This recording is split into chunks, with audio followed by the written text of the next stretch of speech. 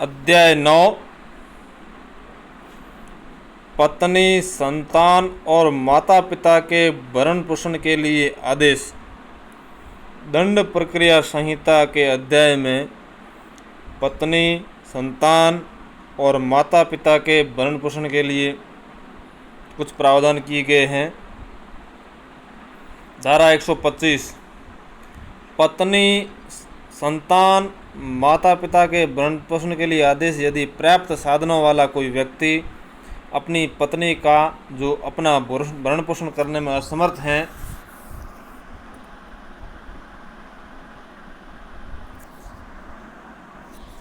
अपनी धर्मज, अधर्मज, अवयस्क संतान का, चाहे विवाहित हो या ना हो, जो अपना भरण पोषण करने में असमर्थ हैं,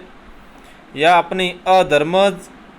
धर्मज संतान का जो विवाहित पुत्री नहीं है, जिसके वयस्कता प्राप्त कर ली है, जहाँ ऐसी संतान किसी शारीरिक या मानसिक असामान्यता या क्षति के कारण अपना भरण पोषण करने में असमर्थ हैं, या अपने पिता या माता का जो भरण पोषण करने में असमर्थ हैं, भरण पोषण करने में अपेक्षा करता है या भरण पोषण करने से इनकार करता है, तो प्रथम वर्ग मजिस्ट्रेट ऐसी अपेक्षा या इनकार के साबित हो जाने पर ऐसे व्यक्ति को यह निर्देश दे सकता है कि वह अपनी पत्नी या ऐसी संतान, पिता या माता के भरण पोषण के लिए ऐसी मासिक दर पर,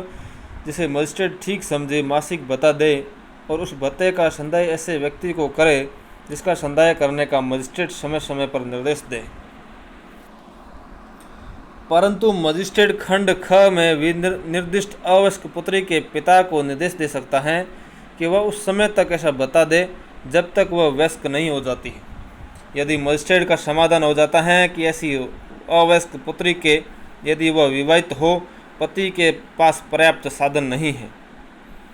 परंतु यह और है कि मजिस्ट्रेट इस उपधारा के अधीन भरण पोषण के लिए मासिक भत्ते के संबंध में कार्यवाही के लंबित रहने के दौरान ऐसे व्यक्ति को ये निर्देश दे सकता है कि वो अपनी पत्नी, ऐसी संतान, पिता, माता के अंतरिम भरण पोषण के लिए मासिक भत्ता और ऐसी कार्रवाई का व्यय दे जिसे मजिस्ट्रेट उचित समझे, और ऐसे व्यक्ति को उसका संदाय करे जिसका संदाय करने का मजिस्ट्रेट समय समय पर निर्देश दे।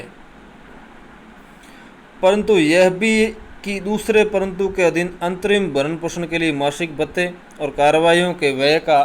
कोई आवेदन यथासंभव ऐसे व्यक्ति पर आवेदन की सूचना की तामील की तारीख से 8 दिन के भीतर निपटाया जाएगा। स्पष्टीकरण: इस अध्याय के प्रयोजनों के लिए अवयस्क से ऐसा व्यक्ति अभिप्रेत है जिसके बारे में भारतीय वयस्कता अधिनियम 1875 के बंदों के अधीन यह समझा जाता है कि उसने अवयस्कता प्राप्त नहीं की है। पत्नी के अंतर्गत ऐसी स्त्री भी हैं जिसके पति ने उससे विवाह विच्छेद कर लिया है, या जिसने अपने पति से विवाह विच्छेद कर लिया है, जिसने पुनर्विवाह नहीं किया। भरण पोषण या अंतरिम भरण पोषण के लिए ऐसा कोई भत्ता और कार्रवाई के लिए व्यय आदेश की तारीख से, या यदि ऐसा आदेश दिया जाता है तो यथा स्थिति भरण पोषण या अंतिम भरण पोषण और कार्रवाइयों के व्ययों के लिए आवेदन की तारीख से संदेह होंगे। यदि कोई व्यक्ति जिसे आदेश दिया गया हो उस आदेश की अनुपालना करने में पर्याप्त कारण के बिना असफल रहता है, तो उसे आदेश के प्रत्येक भंग के लिए ऐसा कोई मजिस्ट्रेट दे रकम के ऐसी रीति से उद्ग्रहित किए जाने के लिए वारंट जारी कर सकता है जैसी रीति जुर्माने उद्ग्रहित करने के लिए उपबंधित हैं, और उस वारंट के निष्पादन के पश्चात प्रत्येक मास के न चुकाए गए यथास्थिति भरण पोषण या अंतरिम भरण पोषण के लिए पूरे भत्ते और कार्रवाइयों के व्यय या उसके किसी भाग के लिए ऐसे व्यक्ति को 1 मास तक की अवधि के लिए, अथवा यदि वह उसने पूर्व चुका दिया जाता है, चुका देने के समय तक के लिए कारावास का दंडादेश दे सकता है। परंतु इस धारा के अधीन देय किसी रकम की वसूली के लिए कोई वारंट तब तक जारी न किया जाएगा जब तक उस रकम को उद्ग्रहित करने के लिए उस तारीख से जिसको वह दे हुई है 1 वर्ष की अवधि के अंदर न्यायालय से आवेदन नहीं किया गया है। परंतु यह और कि यदि ऐसा व्यक्ति इस शर्त पर भरण पोषण करने की प्रस्थापना करता है कि उसकी पत्नी उसके साथ रहे और वह पति के साथ रहने से इनकार करती हैं, तो ऐसा मजिस्ट्रेट उसके द्वारा कथित इनकार के किन्हीं आधारों पर विचार कर सकता है और ऐसी प्रस्थापना के किए जाने पर भी वह इस धारा के अधीन आदेश दे सकता है, यदि उसका समाधान हो जाता है कि ऐसा आदेश देने के लिए न्याय संगत आधार हैं। स्पष्टीकरण: यदि पति ने अन्य स्त्री से विवाह कर लिया है तो वह रखेल रखता है, तो वह उसकी पत्नी द्वारा उसके साथ रहने से इनकार का न्याय संगत आधार माना जाएगा। कोई पत्नी अपने पति से इस आधार के अधीन यथास्थिति भरण पोषण या अंतरिम भरण पोषण के लिए भत्ता और कार्रवाइयों के व्यय प्राप्त करने की हकदार न होगी यदि वह जारता की दशा में रह रही हैं, अथवा यदि वह पर्याप्त कारण के बिना अपने पति के साथ रहने से इनकार करती हैं, अथवा यदि वे पारस्परिक सहमति से पृथक रह रहे हैं। मजिस्ट्रेट यह साबित होने पर आदेश को रद्द कर सकता है कि कोई पत्नी जिसके पक्ष में इस धारा के अधीन आदेश किया गया है जारता की दशा में रह रही हैं, अथवा प्राप्त कारण के बिना अपने पति के साथ रहने से इनकार करती हैं, अथवा वे पारस्परिक सम्मति से पृथक रह रहे हैं। धारा 126 प्रक्रिया: किसी व्यक्ति के विरुद्ध धारा 125 के अधीन कार्रवाई किसी ऐसे जिले में की जा सकती है जहां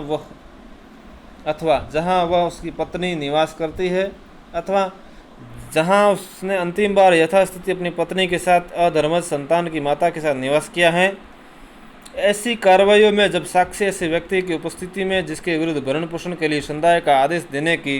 प्रस्तावना है, अथवा जब उसकी व्यक्तिगत हाजिरी से अभिमुक्ति दे दी गई है, तब उसके प्लीडर की उपस्थिति में लिया जाएगा और उस रीति से अभिलिखित किया जाएगा जो समन मामलों के लिए विहित हैं।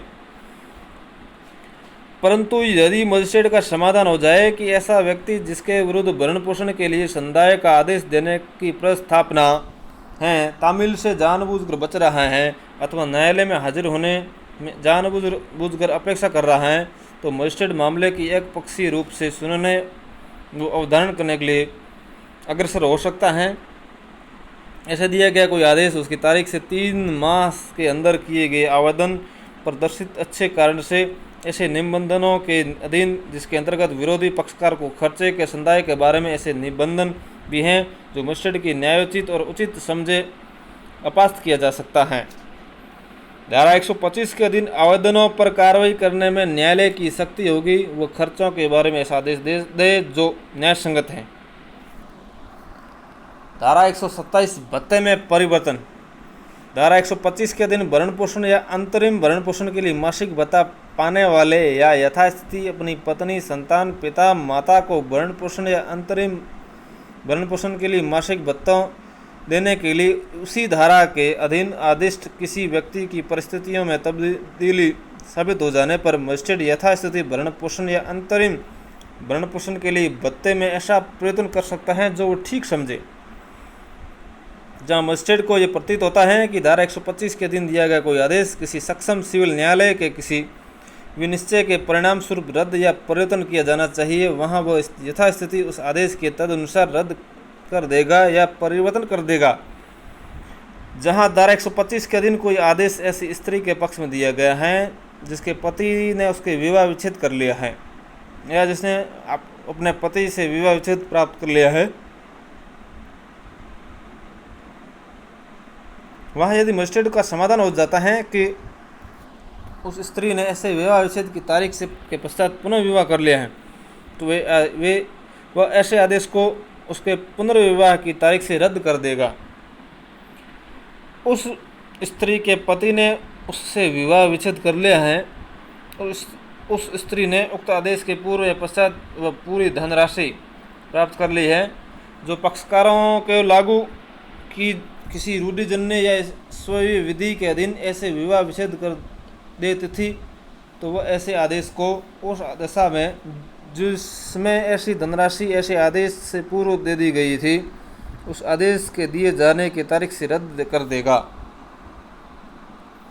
किसी अन्य दशा में उस अवधि की यदि कोई हो जिसके लिए पति द्वारा वह उस स्त्री को वास्तव में भरण पोषण दिया गया है समाप्ति की तारीख से रद्द कर देगा। उस स्त्री ने अपने पति से विवाह विच्छेद प्राप्त कर लिया है और उसने अपने विवाह विच्छेद के पश्चात अपने यथास्थिति भरण पोषण का अंतरिम भरण पोषण के आधार पर स्वेच्छा से अभ्यर्पण कर दिया था, तो यह आदेश को उसकी तारीख से रद्द कर देगा। किसी भरण पोषण या दहेज की किसी ऐसे व्यक्ति द्वारा जैसे धारा 125 के अधीन भरण पोषण और अंतरिम भरण पोषण या उनमें से किसी के लिए कोई मासिक भत्ता संदाय किए जाने का आदेश दिया गया है, वसूली के लिए डिग्री करने के समय सिविल न्यायालय उस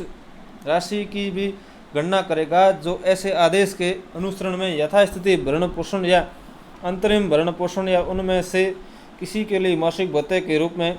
उस व्यक्ति को संदाय की जा चुकी है या उस व्यक्ति द्वारा वसूल की जा चुकी है। धारा 128 भरण पोषण के आदेश का प्रवर्तन। यथास्थिति भरण पोषण या अंतरिम भरण पोषण और कार्रवाइयों के व्यय के आदेश की प्रति उस व्यक्ति को जिसके पक्ष में वह दिया गया है या उसके संरक्षक को यदि कोई हो या उस व्यक्ति को जिसे यथास्थिति भरण पोषण के लिए भत्ता या अंतरिम भरण पोषण के लिए भत्ता और कार्रवाई के लिए व्यय किया जाना है, निःशुल्क दी जाएगी। ऐसे आदेश का प्रवर्तन किसी ऐसे स्थान में जहां वह व्यक्ति है जिसके विरुद्ध वह आदेश दिया गया था, किसी मजिस्ट्रेट द्वारा पक्षकारों को पहचान के बारे में और यथास्थिति देय भत्ते और व्ययों के न दिए जाने के बारे में ऐसे मजिस्ट्रेट का समाधान हो जाने पर किया जा सकता है। अध्याय 9 समाप्त।